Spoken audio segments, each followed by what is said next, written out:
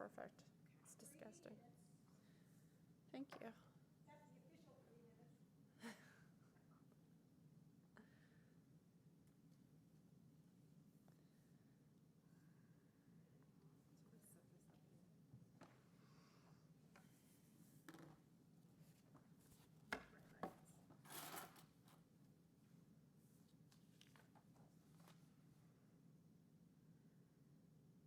Is this your water?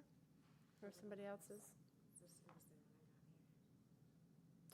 I'll forward the slide so that it's on your first slide when I leave. So is that mouse? What's it doing? Is it just...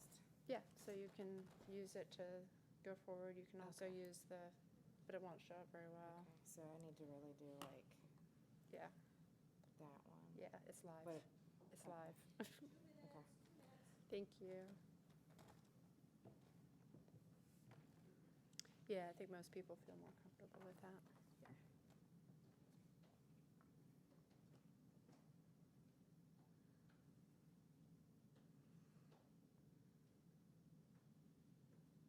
And then I'll switch over to my slides. Mm-hmm. Yours are the third slide. So, like I said, I have to read them pretty much. Pretty much. You never know what I'm going to say.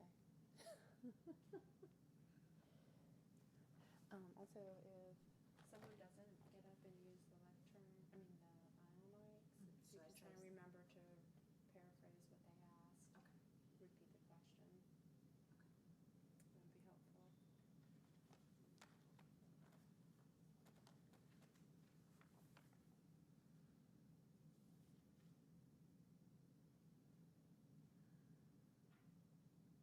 That would be helpful. Thank you, Julie. She's counting down for me because we're going to live broadcast this on YouTube.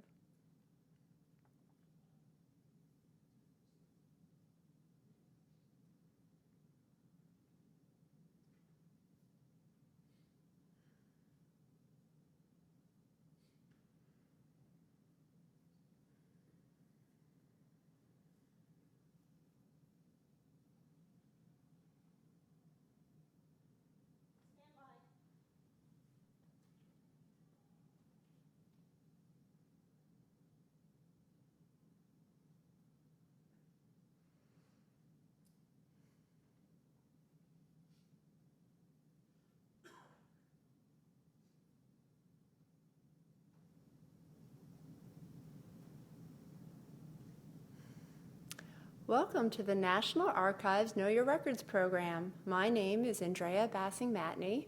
We're so pleased that you have joined us here today at the National Archives in Washington, D.C., where we are live broadcasting on YouTube. For those of you here with us on site, hopefully you have picked up the handouts that I left for you outside in the hallway. Also, I want to let you know that if you have any questions, we will take them at the end of the presentation. It would be very helpful to us if you could use these microphones in the aisles when you have your questions. For those of you watching online on this YouTube webpage, I also have a couple of tips for you. Those same handouts are available as hyperlinks. If you look under the video screen, you will find those hyperlinks to the presentation slides and to handouts. You will also find a link to live captioning. Today we are pleased to have Rebecca Sharp offer her presentation based on the medical and surgical history of the War of the Rebellion, 1861 to 1865. This published source contains information about Civil War medical and surgical procedures as well as case studies. Rebecca Sharp is an archive specialist in the National Archives Reference Section, Textual Records Division in the National Archives in Washington, D.C. She specializes in federal records of genealogical interest as well as civilian records. She graduated with departmental honors in history from McDaniel College, established at Western Maryland College. Ladies and gentlemen, please welcome and joining me, our speaker, Ladies and gentlemen, please join me in welcoming our speaker, Rebecca Sharp. There we go. Good afternoon. Let's begin by getting a feel for the living conditions that soldiers faced during the Civil War. In Surgeon E.W.H. Beck's December 1861 account, he shares the conditions faced by the 3rd Indiana Cavalry at Camp Carter, Maryland. He notes their poor hygiene practices, such as failure to clean their quarters and change their underclothes. Dr. Beck states that, quote, "We have no proper winter quarters, but live in tents with chimneys attached. Green pine wood is the only obtainable fuel. Our men have been employed as scouts, pickets, messengers, and orderlies. Giving them constant hard labor, they are on ground every second day. They go on scouting expeditions by squads and companies without tents, at most, only 1 for 10 men. With bread and coffee only for food depending for shelter, food and forage upon good luck, sleeping when night overtakes them in the woods or fields. Making forced marches, taking prisoners to the city night or day. And all this during the cold weather of October and November. Until December 7th, only about 28 men in each company had overcoats. These hard marches and exposures, coupled with indigestion from the large quantities of strong coffee and grease or fat meat, brought many to hospital or to quarters with typhoid fever." This excerpt was obtained from the medical and surgical history of the War of the Rebellion. Before I go any further, I'd like to take a moment to acknowledge my colleague, Nancy Wing. A few years ago, we worked together to prepare this presentation, and we wrote a couple of articles together about Civil War medicine. At the time, Ms. Wing worked for the library, and I was an archive specialist specializing in records of genealogical interest. We've both moved on in our careers. We both still work for the National Archives, but just different offices than we used to. And the reason why we teamed up is because we were looking for an opportunity to figure out how we could highlight some of the collections at the National Archives Library, and then learn about Civil War medicine, and then how would those move into original records that we hold in this building. So it was the perfect opportunity to work together. So although I'm flying solo today, this presentation would not have been possible without Nancy Wing's contributions.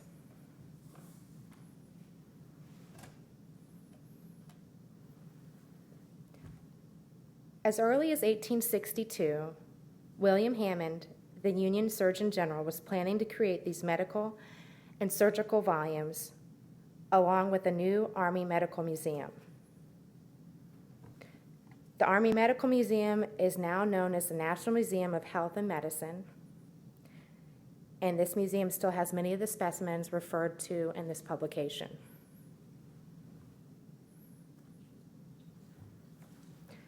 Dr. Hammond recognized the importance of documenting and preserving specimens for the future. The Medical and Surgical History of the War of the Rebellion was published in the 1870s and 1880s. And up on the screen, you see that it has 6 volumes with an index. The index was published in the 1990s and makes it a lot easier to get into the information held within these jam-packed volumes. And from now on, instead of saying that very long title, I'm going to refer to this publication as the Medical and Surgical Volumes.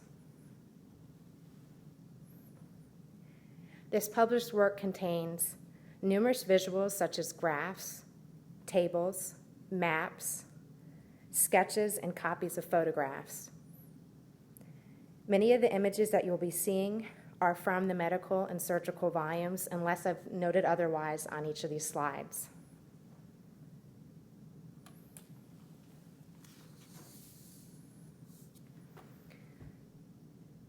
Throughout the volumes, the authors acknowledge the many shortcomings of record-keeping practices, including the patient was too incapacitated to provide details about the early stages of the disease or wound. The medical staff did not always keep detailed records about the patient's condition and/or treatment. Or the field hospitals rarely kept records about individual cases since the focus was on saving those soldiers' lives. The medical and surgical volumes are based on various types of union records and government publications, including consolidated sick reports, hospital registers, reports of medical directors and officers, and pension records. Although these volumes focus on Union medicine, they also contain some information about Confederate medicine. Sources include Confederate hospital records, discharge papers, muster and payrolls, and monthly and quarterly sick reports. Many of these records were turned over when the Confederates surrendered, and other records were captured by the Union. This quote from the volumes describes the resulting loss of information.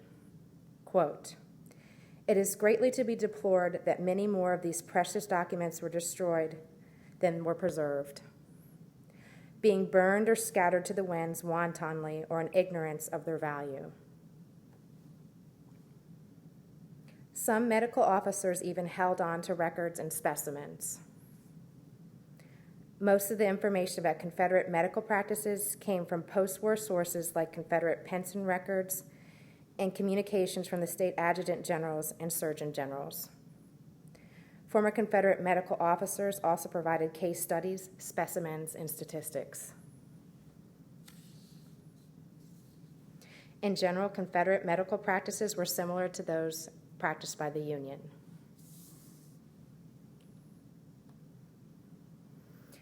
So as we look through these volumes, we compiled a list of the various ailments and diseases that you might come across. Many of those we're still familiar with today.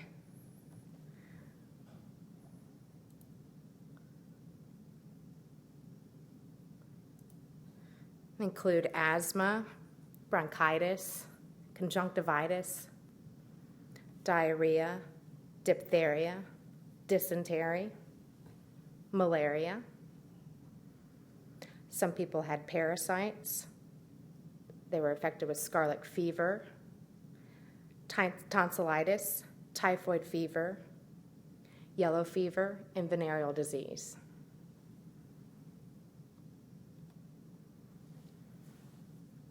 The volumes also list numerous injuries that occurred during battle. Many of the accidental injuries could include friendly fire. Gunshot wounds were at the top of the list in the occurrence. They were caused by projectiles such as connoidal musket balls and cannon fire. But we even found a case where an individual was struck by lightning as we were looking through the different case studies. So you can find a variety as you're looking through these different published sources.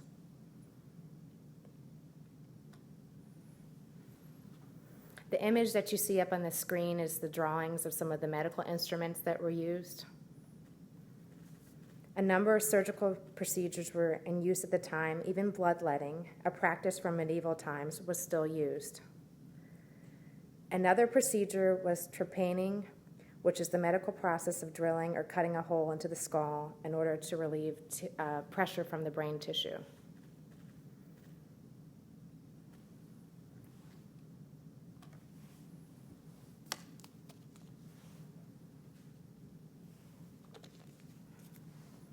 Now, not only do these medical volumes have images of surgical instruments, they also have some of the vehicles that were used to help carry medical supplies, like this wagon that you see up on the screen.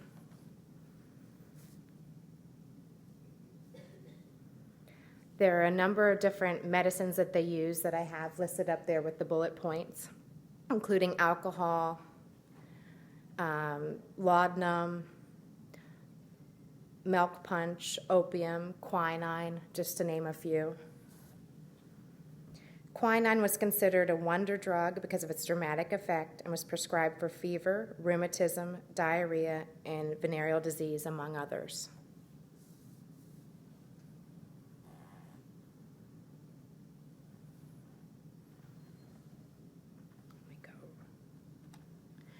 When the war began, regimental surgeons were given supplies that were regulated by the standard supply table. During an engagement, a hospital orderly accompanied the surgeon and helped carry supplies stored in boxes or knapsacks.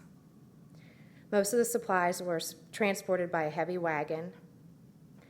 Early in 1862, these wagons were specifically designed to carry medicine and supplies. These newly designed dispensary wagons could carry 3 months' worth of regiment's medical supplies.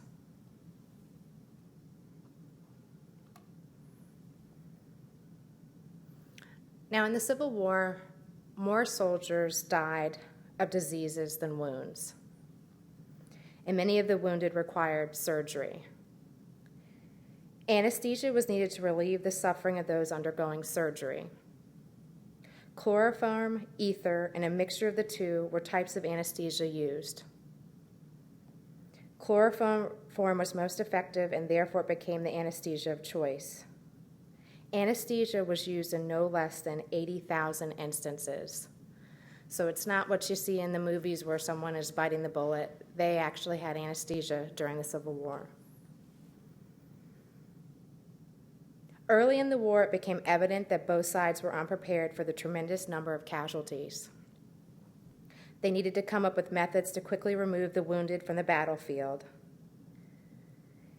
At the beginning of the war, there were less than 100 surgeons and assistant surgeons in the U.S. Army. The Confederates essentially had no medical department. The medical and surgical volumes contain correspondence about the challenges of removing the wounded from the battlefield. William Hammond, the Surgeon General, was in favor of transferring the ambulance corps from the Quartermaster General to the medical department.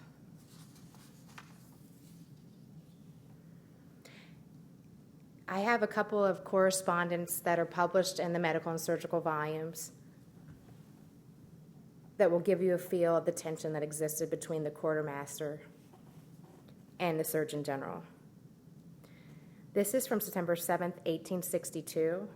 It's Surgeon General Hammond's letter to the Secretary of War. He says, quote, "Sir, I have the honor to ask your attention to the frightful state of disorder existing in the arrangements for removing the wounded from the field of battle. The scarcity of ambulances, the want of organization, the drunkenness and incompetency of the drivers, the total absence of ambulance attendants are now working their legitimate results which I feel I have no right to keep from the knowledge of the department. I only ask that some system may be adopted by which the removal of the sick from the field of battle may be speedily accomplished, and the suffering to which they are now subjected be in future as far as possible avoided.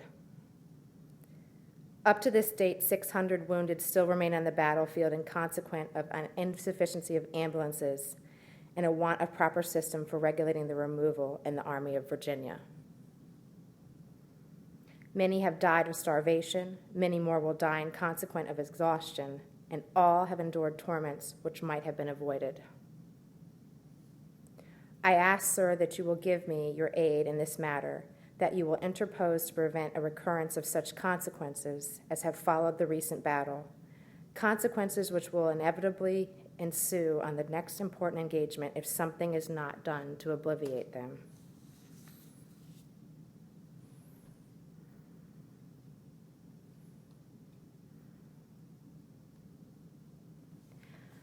Surgeon General Hammond eventually prevailed and appointed Jonathan Letterman to the position of the medical director.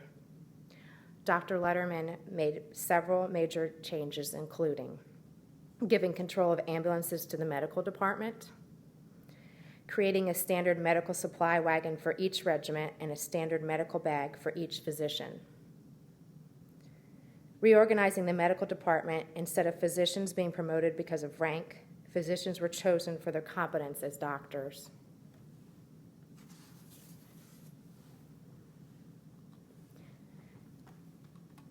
The new organization consisted of hospital and ambulance for each division of 3 brigades, a surgeon in charge, an assistant surgeon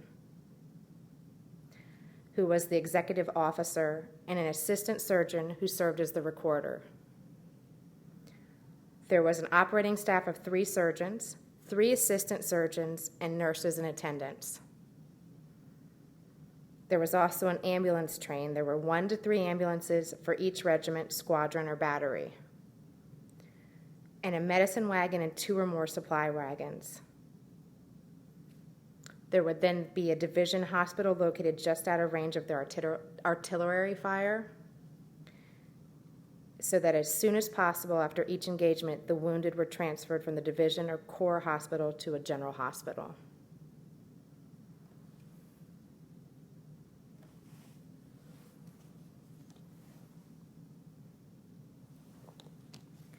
Poor hygiene and unhealthy conditions led to the formation of the Sanitary Commission, which began as a civilian welfare agency that investigated sanitation conditions in the Army camps. The Sanitary Commission's efforts were recognized by Congress in 1861 and became the forerunner of the Red Cross. Men and women worked to distribute supplies, food and clothing, looked after the dependents of soldiers, raised funds, and inspected camps in the field, teaching basic hygiene to soldiers. Inspections by the members of the Sanitary Commission improved the conditions in the field.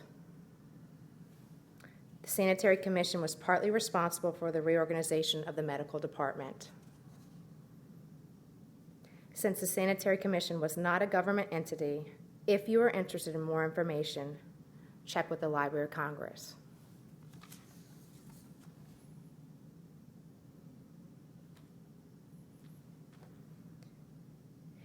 Now, as I mentioned earlier, it was an overwhelming task to remove casualties from the field.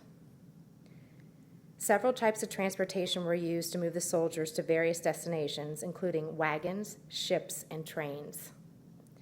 Tripler, Wheeling, and Rosecrans, Coolidge, Rucker, and Langer.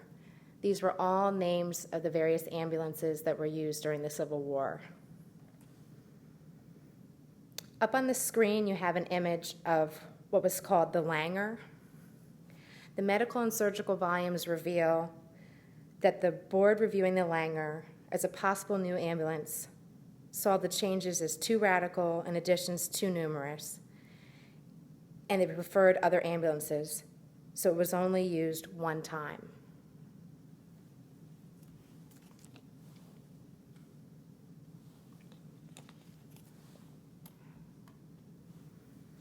Trains were also converted to transport injured soldiers. Often the end doors had to be widened for the stretchers. Passenger cars were converted using elastic rubber rings to suspend the stretchers. And you'll see some of this elastic banding with these red circles. These rings would aid in absorbing some of the shock from the motion of the train. 32 stretchers could be suspended in the passenger cars, and then you have this stove in the middle of the car.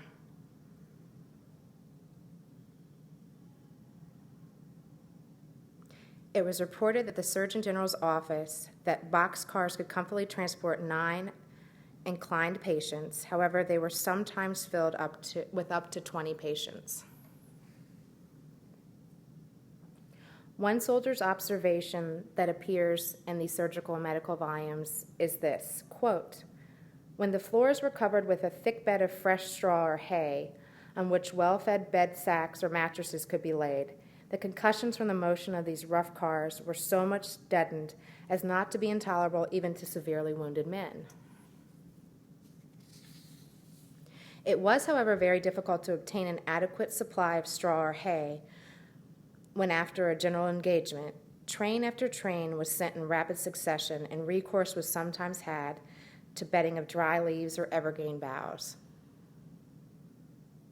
The trains were marked to identify them as a hospital transport in an effort to avoid enemy fire.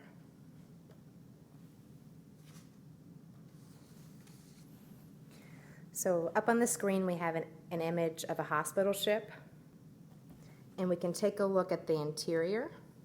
And this again is all coming from those medical and surgical volumes. And if we take a look, we have this area P here, which is the surgical area on the ship. K are the bathrooms, hot and cold water.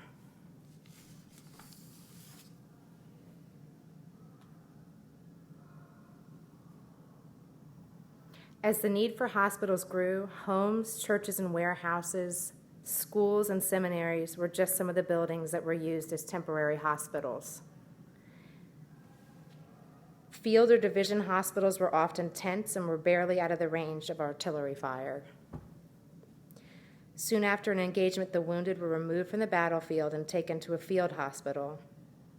If further treatment was needed, then the soldier was transferred to a general hospital. The general hospitals were located in the towns or cities behind the battlefield lines. For the Union, major hospital centers grew in Washington, D.C. and Philadelphia. Richmond was a major hospital center for the South. And the medical and surgical volumes have a lot of drawings with these different hospitals. Up on the screen, we have Harewood Hospital, which was located in Washington, D.C. And as you can see, the hospital has this V-like shape.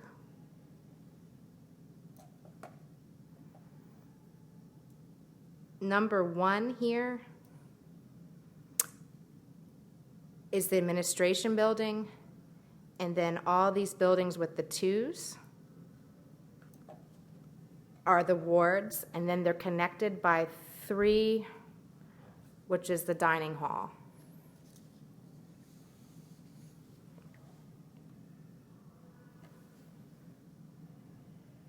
The surgical and medical volumes also have information about the importance of getting ventilation into these buildings. And it has this diagram of the ventilation system. The buildings were very warm in the summer and cold in the winter. And each one of these wards had stoves for warmth, and shafts were open for airflow in the summer.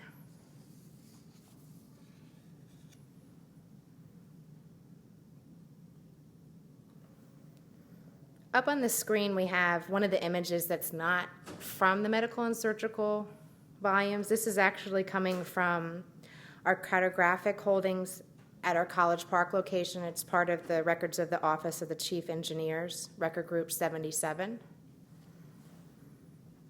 And this has to do with the largest Confederate hospital, Chimborazo, which was located near Richmond, Virginia.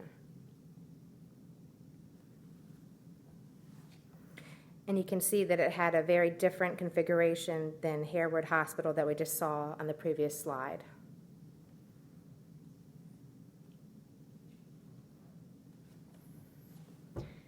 Here we have an image that's coming courtesy of the Library of Congress. It's a little bit closer up perspective of Chimborazo Hospital. And it grew from a crucial need for more medical facilities. It was a very innovative facility with well-trained staff. By mid-1862, there were 98 one-story wards built with each ward holding up to 32 patients. Another innovation was Dr. Samuel Stout, who became a superintendent of the Confederate hospitals. The aid stations he established became the forerunner to what we know as MASH that was used during the Korean conflict. These aid stations would keep their equipment, name, organization, and personnel no matter where they moved.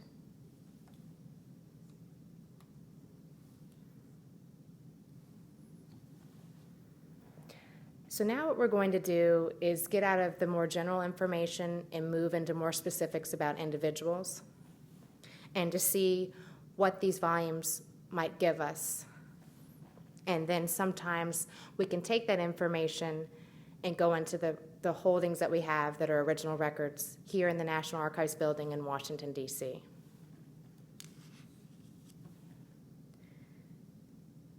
Now, most of the prisoners that are listed in the medical and surgical volumes were soldiers and prisoners of war. Nurses and local residents also appear in the volumes on occasion, and they do not always list the names of African American patients, but refer to them only in terms of age, sex, and race. Sometimes the volumes may list the first name of African Americans, and the majority of the African Americans that appear in these volumes were from the U.S. colored troops. Other patients include contraband, servants, and a small percentage of patients treated in the freedmen's hospitals.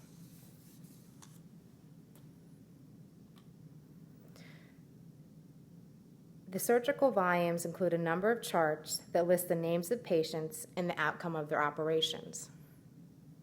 The chart that's up on the screen summarizes the results of 70 femur amputations. It includes information about whether it was the left or right leg, and it sometimes notes whether or not the limb was infected. If the patient died, the chart includes the date of death, and it may also list the cause of death and whether or not an autopsy was performed. So we'll take a little bit of a closer look, and if I zoom in here, we have a patient, and his name is Felix. He was a colored servant. He was 25 years old, and his left thigh was amputated on September 30th, 1864. Now we'll move on in just a moment and look at some of the case studies, and these volumes are absolutely chock full of case studies. Now, you're of course going to see more about the Union soldiers, and occasionally you have mentions of the Confederates. But the mention of the Confederates are very brief, and they do not always provide the outcome. There are a few detailed Confederate case studies, and I'll share one with you. It was taken from Chimborazo Hospital records. It was for a soldier by the name of J.E. Watts. He was a 21-year-old soldier who served in Company A of the 22nd North Carolina Regiment. The case study goes on to say that when he was a child, his mother vaccinated him for smallpox. And because of this, when the surgeon was going around vaccinating the other soldiers, he didn't allow him to vaccinate. Now, what ended up happening are his comrades borrowed his knife to cut the rags that covered the vaccination sites on their arms, and then Watts then used the knife to open the pimples on his legs. And he was admitted to the hospital in June of 1863 because he was exhibiting some of the symptoms of smallpox. He was treated with iodide of potassium and syrup of sarsaparilla, and then he began to recover after about a month.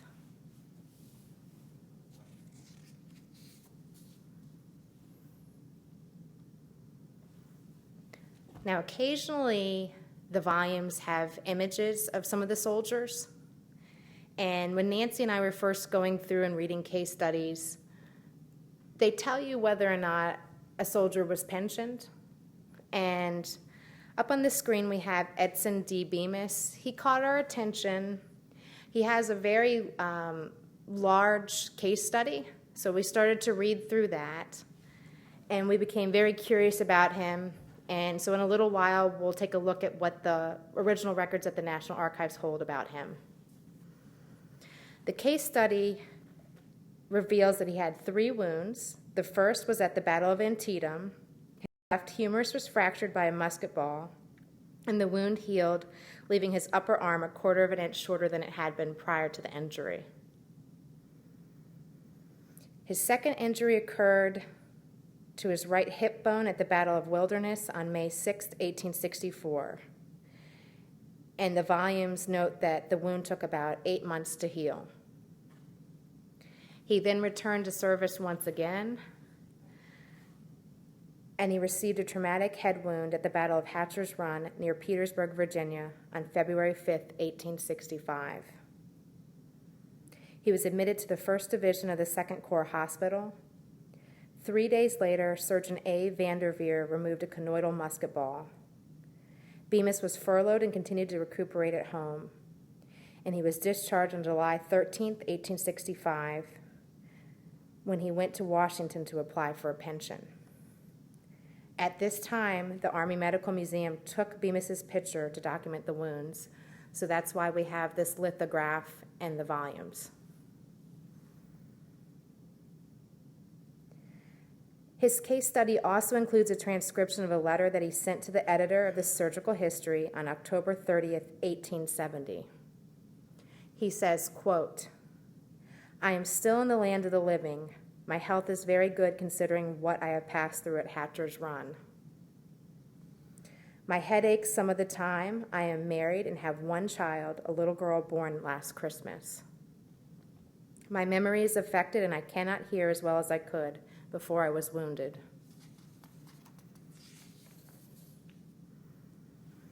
But that's just part of the story. So Nancy and I went ahead and requested his pension file. And from that, you will learn a lot about what happened to Bemis many years after the war. Now, if your ancestor was injured during the Civil War, and you've already located his medical records, and you've already checked these medical and surgical volumes,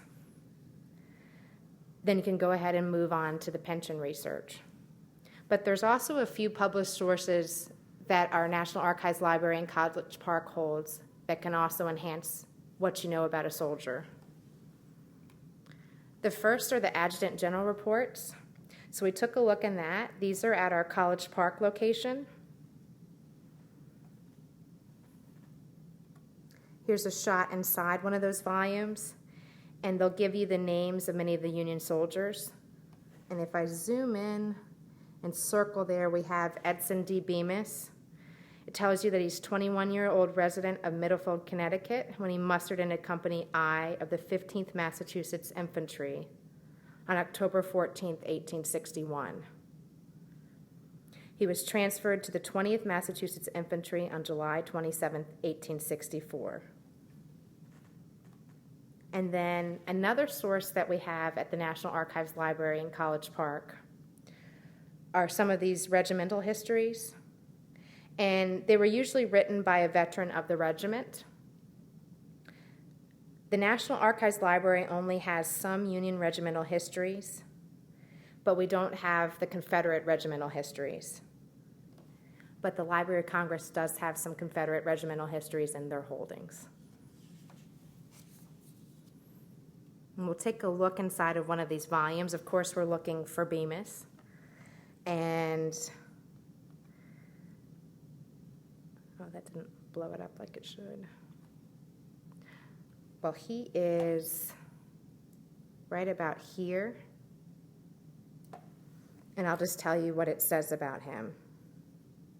It notes that he was a farmer. He was promoted to the rank of corporal.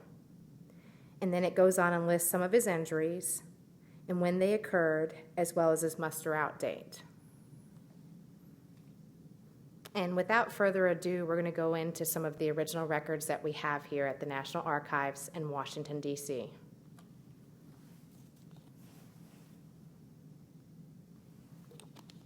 So we have carded medical files for the Union soldiers. Now, in order to locate these records, you're going to be coming into the finding aids room on the Pennsylvania Avenue side of the building, and you will talk to a military staff member. And you'll need to bring specific information about the soldier, including their unit information. His particular card reveals details about his injuries and the names of the hospitals where he received treatment. The card that is up on the screen shows that he was transported aboard the hospital steamer Connecticut.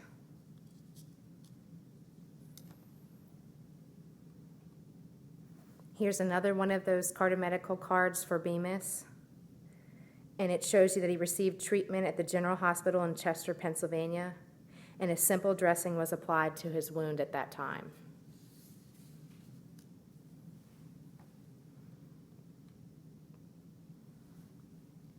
So we'll move on to a compiled military service record. You can order compiled military service records and pension files if you're doing off-site research. You can download the forms. They're the NATF 85 and 86. You can download them from our website or use the Order Online portal to request copies of the records. And then if you're here on site, you will go to our microfilm research room and look at indexes. And then depending on whether or not the particular state has been microfilmed, you will either be looking at microfilm or ordering original records. And one of your handouts gives you a list of what are the publications for the indexes. Is the original record on microfilm now? If that's the case, you'll be looking at the microfilm, and then if it's an original record, it will tell you to request that.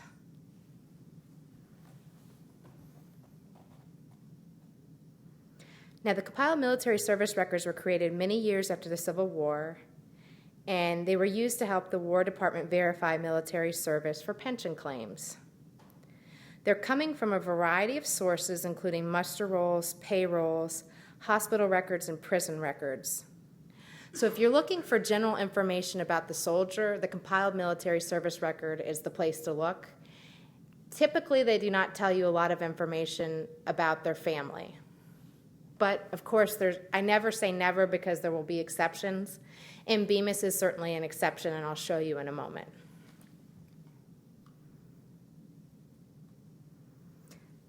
Now, these compiled military service records are for the volunteer soldiers, so they're signing up for a particular war. They are not career military. We also have documentation for people that served in the Navy as well as career military. And there is, I think on one of your handouts, there should be information about reference paper 109, and it'll give you the link. You can look at it online. And it talks to you about all the different sources that you can look at for military research. Of course, Bemis's service record gives you information about his injuries and his numerous hospitalizations. And the card that you're seeing up on the screen right now tells you that he was wounded in the Battle of Antietam. And so he's absent when they're doing the roll call because he was in the hospital. Now, here's the exception. This is enclosed with his service record, and you typically do not see information about other family members, but in Bemis's case, we find out that postal address of his nearest relative, which is his mother, Betsy Bemis.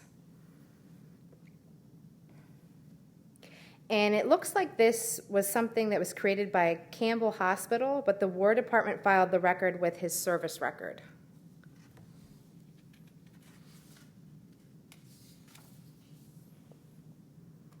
Some other enclosures with his compiled military service record include his discharge certificate. It gives you a physical description of Bemis. He's 5 feet 11 inches tall with a dark complexion, gray eyes, and dark hair. It reveals that he was given 1/2 disability because his brain injury left him unable to perform his duties.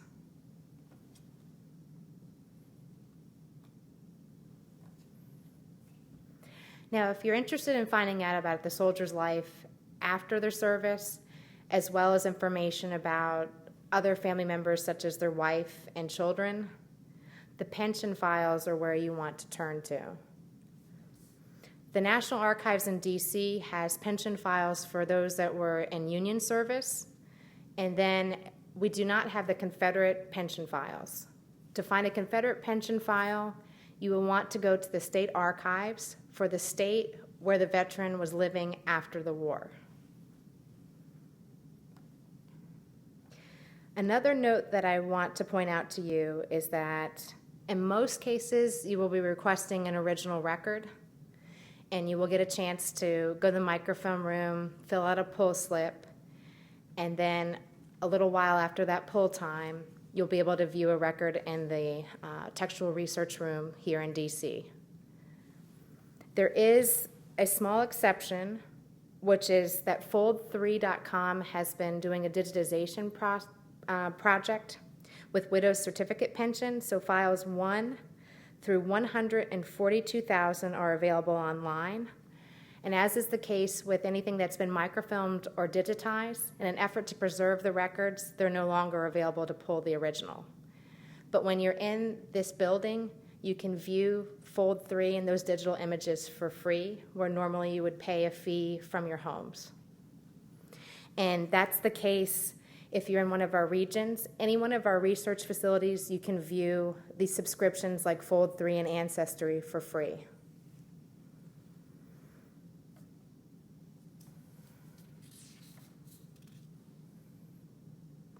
Now, we looked at quite a few different pension files trying to find a good example of a soldier whose story we wanted to tell.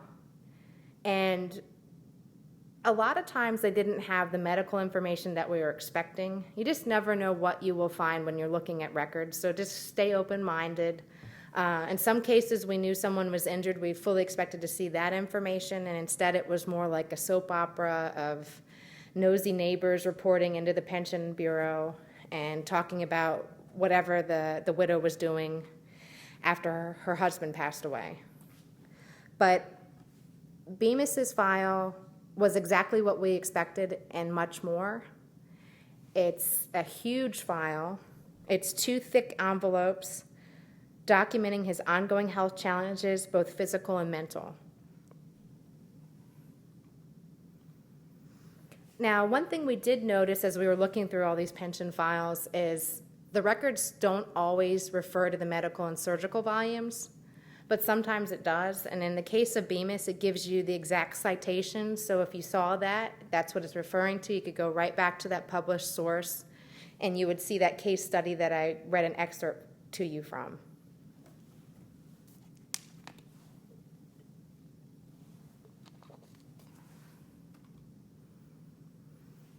As is the case with these pension files, you can end up finding out information about both the soldier as well as the impact that it has on their family. In this case, Jane Bemis was his wife, and she was also his primary caregiver, and their daughter assisted when needed. This letter is from 1896, and Jane sent it to the Pension Bureau requesting additional pension benefits. She describes the many challenges of taking care of her husband. And this is a direct quote from the letter. She says, "We prepare his food at table as we would for a child, and when the lamps are lighted and we have a fire, it is not safe to leave him long alone."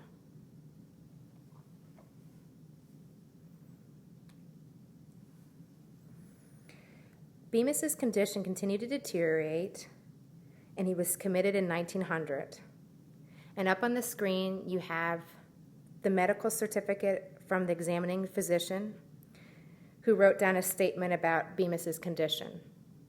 He said, quote, "He was 30 years old. He did not know the present year, month, or day of the week. Has not been able to read since he was paralyzed. Cannot understand what he tries to read, and he cannot tell why. That the Civil War is still going on, and once in a while he sees dogs in the room."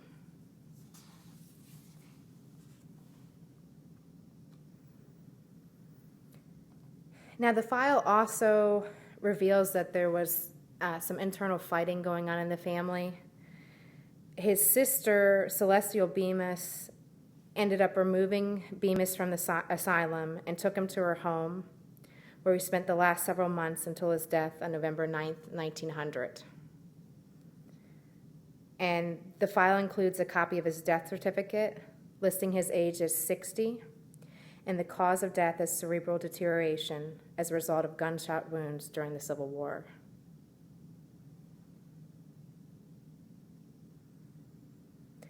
So we have just learned a lot about Corporal Bemis, and the National Archives has many more published sources and records relating to Civil War medicine. And our handout gives you information about several of those finding aids, secondary sources that you can use to do research about Civil War medicine, and links to some of the articles. Some of them are available online, and other ones you might have to go visit your librarian and see if you can get a copy through interlibrary loan.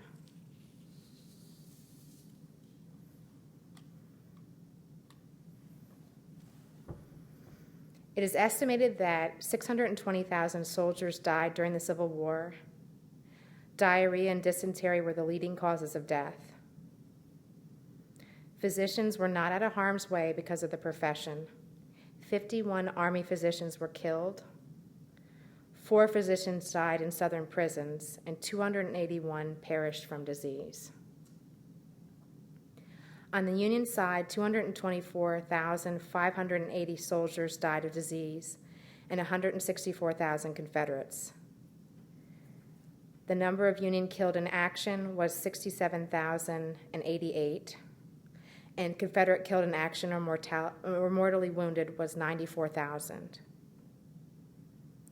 Over $47 million was expended for treatment and care of the sick and wounded. Though the war was long and many lives were lost, there were changes for the good that occurred in the field of medicine. First, the care of patients improved substantially as experience in treating patients increased. A medical chain of command was established. An ambulance system was created. The MASH unit forerunner was established. Hospital ventilation was improved. Nutrition became an important part of treatment. The splint design was improved. And there was a new focus on training the physicians.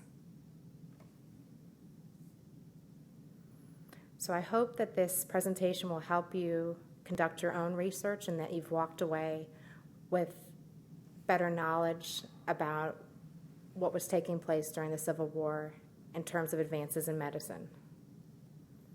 And at this point, I will take questions.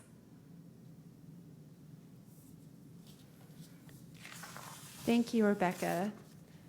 Chock full of information for us.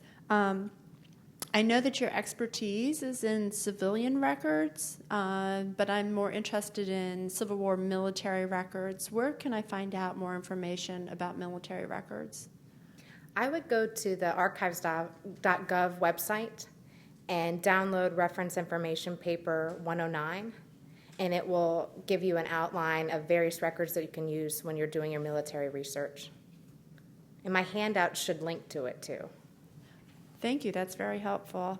If we have anybody here on site, if you have any questions, we'll take them at this time. Yes. Hello, my name is Barry Pyatt. My whatever his name is, GGs were in the Civil War, lost an eye when his rifle exploded as he was aiming it. And in his pension records, he writes, he was treated by a young pup who essentially just kind of washed it and bandaged it. And then he was taken to a hospital ship. My question is, what do you think was going on when they were treating his eye on the field, and where would I go to get information about the hospital ship? So you've already looked at his pension file? Yes. You found his service record too? Yeah. Okay. You could probably take a look at these volumes. They're out at our College Park location, or you could check with your librarian to see if there's a library that's closer to you. Some of these libraries that have large medical collections, they typically have the surgical and medical volumes too. You could check the index and see if his name is listed. He could show up on one of these charts. I mean, I can't guarantee that. There could be a case study. It's definitely worth looking, because it'll probably take you 5 minutes to look at the index and then work your way in there. And then also, there's a lot of information about the hospital ships and the conditions, where you could get a lot of that kind of background information. From the surgical and medical From the volumes? surgical and medical volumes. Okay. They're just chock full of information about what was going on in medicine. Okay, great. And when they were washing his eye, you think that was just soap and water? Or? it could be. Another source too, I would recommend going around to the other side of the building. Have you done research here before? Yes. Okay, so I'll just give a brief overview for everybody just in case you haven't yet. So what you will do, you'll bring your photo ID, go around to the Pennsylvania side of the building, and then go through a brief PowerPoint tutorial about how to handle original records. You'll get a researcher card, and once you have that, you can go over to the finding aids room. And I think in your case, you could check to see if they have those carded medical files. Have you had a chance to do that yet? I've not, no. I would go do that. Go see the military reference staff and see if you can get carded medical files and see if they have any other recommendations. Okay, thank you. You're welcome. Hello. Hi, Rebecca. Thank you very much for a very interesting presentation. I'm kind of in the same situation. I'm just kind of starting out right from scratch and just wondering. I know that I had an ancestor who served in the Civil War from Wisconsin, but I have zero information and would just all I have is a name, and I think I might have the unit that he was assigned to. But how would I start? How would I find whatever you have here, whether it be medical or service or any kind of records? I mean, you just kind of said come here with a photo ID and so on. That's what I would do. I would come with Okay. the photo ID. Since you're on the Constitution Avenue side right now, walk around to Pennsylvania Avenue. This late in the day, the last pull time is at 3 o'clock. Okay. You could get started and do some index searching, and then put Now, in a what's request. that? What's index searching? There'll be different cards for the service records as well as the pension files. There's indexes where you can look. Some of them are arranged by state for the compiled military service indexes. One of the handouts tells you what microfilm publication to look at. But all I have now is, like I said, I have a name. I know the name is accurate, and I think I have the correct military unit. Is that good enough to start That should with? be good enough. Okay. So look for the compiled military service index, and then look at the pension indexes and see if he applied for a pension. Okay. And Right. if he did, then you would fill out a slip to request his pension file. Okay. And there's staff in there to help you and get Oh, good. started. Okay, so someone there that could kind of walk me through this process? Exactly. Okay. Now, how about at home? Is there anything that I can do online along Yes. these lines? You could go to the archives.gov website and Mm-hmm. click on Contact Us. And then there should be a link to order forms. Okay. And you could download NATF 85 and 86 to order service and pension files. So if you don't have time to be here in person, you can do it off-site. NATF, what does that stand for? National Archives Trust Fund form Okay. NATF 85 and 86. and 86. And, okay. So if you don't Great. have time to be here physically, Yep. you could do it from a distance. Okay, great. And do you have contact information? I do. Is there a way that I can follow up with? I could give you my card afterwards. Okay, if you great. want. Terrific. Sure. Thanks. Any online questions? Well, thank you for asking, Rebecca. At this time, we do not have any online questions. So give us one more opportunity if we have any more on-site questions. Thank you so much. This YouTube broadcast will remain online along with your presentation handouts. We welcome your comments online, and if you have an evaluation form, you can fill that out and leave it here with us. We look forward to seeing you again. Thank you so much, Rebecca.